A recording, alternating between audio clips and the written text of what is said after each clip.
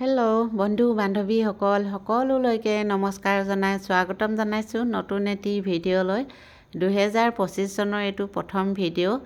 বহুত দিন হ'ল ভিডিঅ' দিয়া হোৱাই নাই, গাটো অকণমান ভাল নাইকিয়া হৈ আছিলে আৰু ইয়াত যি লৈছোঁ অকণমান দেখুৱাই দিছোঁ কি লৈছোঁ। আৰু যিহেতু ছিজন ফুলকবিৰ সকলোৱে ধুনীয়াকৈ বনাই দেখুৱাই থাকে, আজিৰ দিনটোত এনেকৈ বনাই খাম আৰু চাই থাকিব শেষলৈকে। আৰু নতুন বছৰ শুভেচ্ছা জনালোঁ সকলোলৈকে। এইফালে এয়া গৰৈ মাছ দুটাটো জলফাইৰ লগত পিটিকা কৰিম পুৰি পেনে। এয়া জলফাই 3টা লৈছোঁ, গৰৈ মাছৰ লগত পুৰি পিটিকা কৰিম। প্ৰথমতে ফুলকবিখিনি চফা কৰি ধুই লোৱা হৈ গ'ল আৰু এতিয়া গৰম পানীত তিয়াই থৈছোঁ, কুহুমীয়া গৰম পানীত। আৰু কুহুমীয়া গৰম পানীত যদি অকণমান তিয়াই থৈ দিয়া হয় চফাও হৈ যায় আৰু গোন্ধটো নাইকিয়া হয়, দৰৱৰ গোন্ধটো। সেইকাৰণে অকণমান 5 মিনিটমান তিয়াই থৈ লৈছোঁ। এইফালে দাইল আলু বইল কৰি আছোঁ, ফুলকবিৰ লগত একেলগতে দিয়া হ'ব। আৰু এইফালে এয়া গৰৈ মাছ পুৰিবলৈ আৰম্ভ কৰি দিছোঁ, লগতে জলফাইকেইটাও পুৰি দিম। খুব কম সময়তে হৈ যায় বাৰু, বেছি সময়ো নালাগে। খাবলৈও খুব ভাল লাগে, সোৱাদ হয় খাবলৈ। একদম পিটিকা কৰি ৰ'দত বহি খাব আৰু ইয়াৰ কেঁচা জলকীয়া। এইফালে মাছখিনি ফ্ৰাই কৰি লৈছোঁ।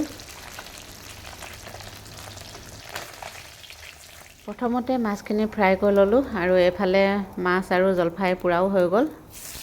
মাছ ফ্ৰাই কৰা তেলখিনিতে এতিয়া পিঁয়াজ দি দিছোঁ। ফুলকবি ভজাৰ আগতে বিলাহীখিনি গলাই লৈছোঁ পিঁয়াজ দি পিনে। আৰু এয়া হালধি নিমখ আদা নহৰু একেলগতে দি দিছোঁ। একেবাৰে সাধাৰণভাৱে বনাইছোঁ, আদা নহৰু জলকীয়া দি পিনে, বেলেগ মছলা একো নিদিওঁ। আৰু এয়া ফুলকবিখিনি দি দিলোঁ। এতিয়া অকণমান দি কাৰণে ভাজি লওঁ।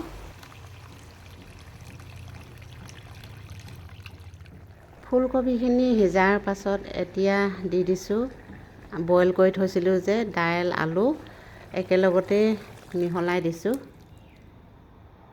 আৰু একেলগতে ঔটেঙা আৰু মাছ গোটেইখিনি একেলগতে দি দিছোঁ। এক্সট্ৰাকৈ দালি বনোৱা নহয়, একেখনকৈ বনাই দিছোঁ। এতিয়া অকণমান দেৰি কাৰণে ঢাকি থওঁ। সিজা হৈয়ে গ'ল আৰু এয়া ফুলকবি দাইল আলু মাছ ঔটেঙা একেলগতে সিজাই দিছোঁ আজি। যিহেতু অকণমান গাটো ভাল নাইকিয়া, বেছি আইটেম কৰি থাকিবলৈ মন যোৱা নাই। এইফালে পোৰা মাছৰ পিটিকাও যোগাৰ হৈ গ'ল। এয়া মাছ পোৰা আৰু জলফাই পোৰা আৰু লগতে কেঁচা জলকীয়াও পুৰি ল'লোঁ, নহৰু পুৰি ল'লোঁ আৰু এইফালে পিঁয়াজ কাটি ল'লোঁ, ধনিয়া কাটি ল'লোঁ। একেলগতে পিটিকা কৰি ল'ম। আজি এনেকৈ বনালোঁ আৰু এয়া এনেকৈ পিটিকা কৰি খাম। আৰু এনেকৈ বনালোঁ আজিৰ তৰকাৰীখন। ফুলকবি ঔটেঙা মাছ দাইল আলু একেলগতে বনাই দিলোঁ আৰু দাইল এক্সট্ৰাকৈ বনোৱা নহ'লে আজি এনেকৈ বনালোঁ। আৰু লগতে এয়া পিটিকা এখন লৈছোঁ, গৰৈ মাছ পোৰা আৰু জলফাই পোৰা, জলকীয়া নহৰু পুৰি ল'লোঁ, পুৰি পেলাই আৰু ধনিয়া আৰু পিঁয়াজ কাটি লৈছোঁ লগত। এতিয়ালৈকে পিটিকা হোৱা নাই, খোৱাৰ সময়ত পিটিকা কৰি ল'ম। এয়া চাওক, খাই বৈ আজৰি হৈ লোৱাৰ পাছত এতিয়া ববিন কৰি আছোঁ। তাঁত লগাম বুলি ভাবিছোঁ, চাদৰ লগাম বুলি ভাবিছোঁ। বহুত দিন হ'ল তাঁত লগোৱা নাই আৰু এতিয়া এটাকৈ হ'লেও লাহে লাহে ববিন কৰি আছোঁ। লগাম বাৰু, দেখুৱাম কোনদিনা লগাওঁ। এতিয়া হৈছে একেবাৰে আবেলি সময়। ছোৱালীকেইজনী ৰীল বনাবলৈ গুচি আহিলে, ময়ো গুচি আহিলোঁ পিছে পিছে। আপোনালোককো অকণমান দেখুৱাই দিওঁ বোলো আমাৰ ওচৰৰ পৰিৱেশটো। এয়া হৈছে আমাৰ ওচৰৰ পৰিৱেশটো দেই, পিছফাললৈ আৰু আগফালে কোৱা নাই, পিছফাললৈ।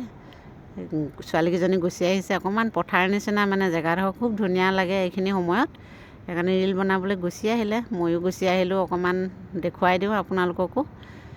এয়া চাওক, অকণমান খালো আছে আৰু দেই, পানী আছে অকণমান।